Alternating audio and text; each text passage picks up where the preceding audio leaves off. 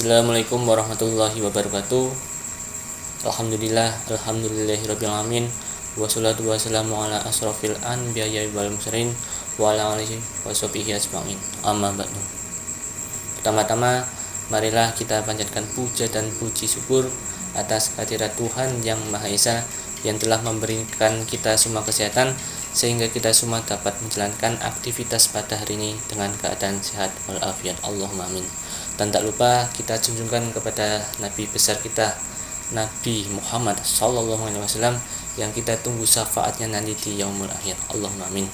Sebelumnya perkenalkan, nama saya Riki Hanafi Muhammad Nur, NIM 1921311010 dari kelas HPI 4A. Di sini saya akan menjelaskan mengenai jawaban luas saya mengenai mata kuliah Qawaid. Nomor 1, Al-Qawaid Al-Khamsah, 5 kaidah asasi, yaitu sebagai berikut. Yang pertama, kaidah yang berkaitan dengan niat. Umuru bimiqonasidiha, artinya segala perkara tergantung kepada niatnya. Kaidah ini menegaskan bahwa setiap amalan yang dilakukan seseorang akan sangat tergantung dari niatnya. Apakah amalan itu akan diterima oleh Allah atau tidak, tergantung pada keikhlasan niat orang yang beramal.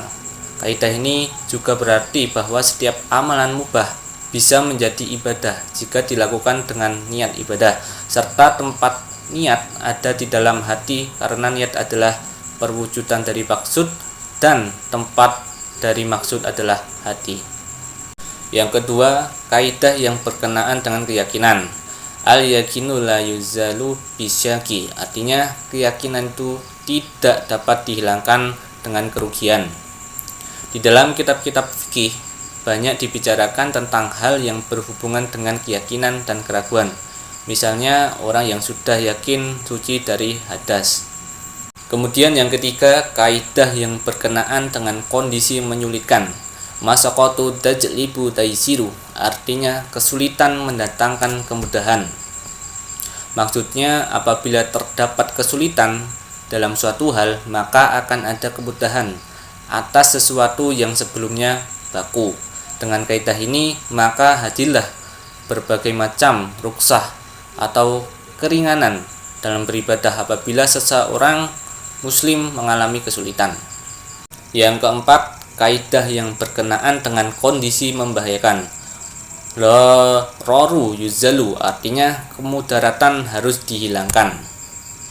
Dengan adanya dalil ini, maka seseorang diperbolehkan melakukan sesuatu yang sebelumnya dilarang untuk menghindari kemudaratan yang lebih besar, seperti dikatakan oleh Izzuddin Ibnu Abd al-Salam bahwa tujuan syariah itu adalah untuk meraih kemaslahatan dan menolak kemafsadatan.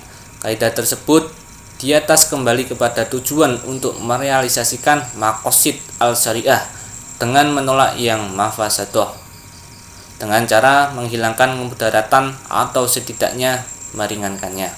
Yang kelima, kaidah yang berkenaan adat kebiasaan. Angadatu muhakamatun, artinya adat kebiasaan dapat ditetapkan sebagai hukum. Sebelum Nabi Muhammad SAW diutus, adat kebiasaan sudah berlaku di masyarakat baik di dunia Arab maupun di bagian lain, termasuk di Indonesia. Adat kebiasaan suatu masyarakat dibangun atas dasar nilai-nilai yang dianggap oleh masyarakat tersebut. Nilai-nilai tersebut diketahui, dipahami, disikapi, dan dilaksanakan atas dasar kesadaran masyarakat tersebut. Kemudian nomor 2, analisa mengenai penerapan kaidah yang berkenaan dengan adat kebiasaan. Kasus korupsi, kejahatan sekaligus tindak kriminal yang luar biasa yang menjamur dan terlestarikan dengan baik di beberapa belahan dunia, termasuk negara-negara berkembang seperti Indonesia. Awal mula korupsi ditandai dari kehidupan bermasyarakat dengan pergumulan dan organisasi masyarakat dengan segenap perangkat normatifnya mulai mengemuka. Korupsi cenderung terkait dengan karakter sosial seperti isu gender, umur, agama, etnis, dan sebagainya yang memungkinkannya memainkan suatu peraturan. Korupsi dalam kacamata generik adalah kejahatan sosial yang membahayakan seluruh dimensi kehidupan. Kacamata hukum secara generik ataupun hukum Islam serta piranti-pirantinya, qawaid fiqhiyah dan perbedaan mazhab fikih secara ideologis dogmatis sebagai pendekatan hitam putih adalah suatu penyikapan dan pendekatan yang tidak mentolerir ruang dialogis. Kemudian termasuk dalam kategori kaidah kelima, yaitu kaidah yang berkenaan adat kebiasaan. Karena kebiasaan dan budaya korupsi bisa saja menghadirkan produk hukum berupa kebijakan yang bernilai maslahah. Hal yang perlu dipertimbangkan dalam memahami dan menerapkan kaidah yang berkenaan adat kebiasaan ini adalah tidak adanya standar yang jelas dan transparansi transaksi tersebut agar diketahui oleh publik atau masyarakat. Standar dan transparansi yang meragukan merupakan gangguan teknis yang fatal dalam mewujudkan kemaslahatan dan menghindari kemudaratan.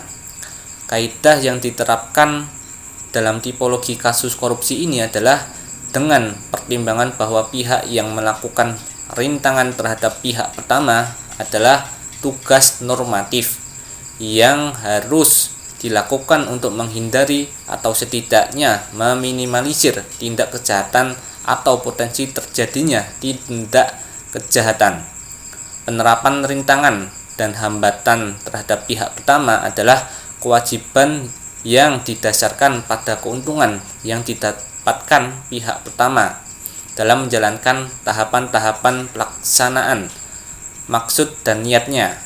Sebaliknya, penerapan rintangan dan hambatan secara normatif sekalipun dengan tujuan untuk memperoleh keuntungan pribadi merupakan aktivitas kerja yang indisipliner dan tidak bisa ditolerir karena memanfaatkan peraturan yang berlaku untuk memunculkan potensi tindak kejahatan korupsi yang pada akhirnya melahirkan generasi prestisius dalam bidang korupsi.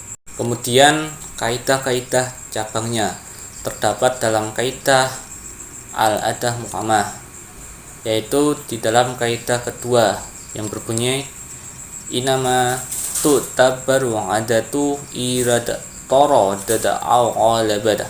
Artinya adat yang dianggap sebagai pertimbangan hukum itu hanyalah adat yang terus-menerus berlaku atau berlaku umum. Kemudian terdapat dalam kaidah ketiga yang berbunyi ngibratu lifa libi saingi lalina diri. Artinya adat yang diakui adalah yang umumnya terjadi yang dikenal oleh manusia, bukan dengan yang jarang terjadi. Kemudian terdapat dalam kaidah keempat juga yang berbunyi al-ma'rufu urfan ka lamasruti sarason. Artinya sesuatu yang telah dikenal karena urf seperti yang disyaratkan dengan suatu syarat. Kemudian penerapannya dalam KUHP. Ketentuan hukum pidana dapat dibedakan menjadi tindak pidana umum dan tindak pidana khusus. Ketentuan dalam hukum pidana umum berlaku secara dalam Kitab Undang-Undang Hukum Pidana atau KUHP. Sedangkan ketentuan hukum pidana khusus lebih mengatur mengenai kekhususan subjek serta perbuatan yang khusus dalam hukum pidana. Keberadaan tindak pidana korupsi dalam peraturan perundang-undangan Indonesia sebenarnya telah ada sejak lama. Berikut perkembangan pengaturan tindak pidana korupsi dalam hukum positif Indonesia, yaitu Kitab Undang-Undang Hukum Pidana. Dengan adanya pengaturan menyangkut tindak pidana korupsi dalam KUHP, sebenarnya tidak diperlukan lagi peraturan perundang-undangan mengenai korupsi. Namun, seiring dengan perkembangan masyarakat, ketentuan tindak pidana korupsi dalam KUHP dirasa tidak mampu mewadahi perilaku masyarakat yang kian koruptif, sehingga perlu dibentuk hukum pidana baru yang mewadahi secara khusus tindak pidana korupsi. Kemudian pasal-pasal mengenai tindak pidana korupsi. Dalam perkembangannya, ancaman sanksi pidana terkait tindak pidana korupsi telah ada sejak dulu. Sebagai suatu tindak pidana telah ada sejak zaman penjajahan Belanda. tindak pidana korupsi telah diatur dalam KUHP. Dalam KUHP terdapat 13 pasal yang mengatur tentang tindak pidana umum yang termasuk tindak pidana korupsi, yaitu A. Kelompok tindak pidana penyuapan yang terdiri dari pasal 209, 210, 418, 419, dan pasal 420 KUHP. Kemudian B.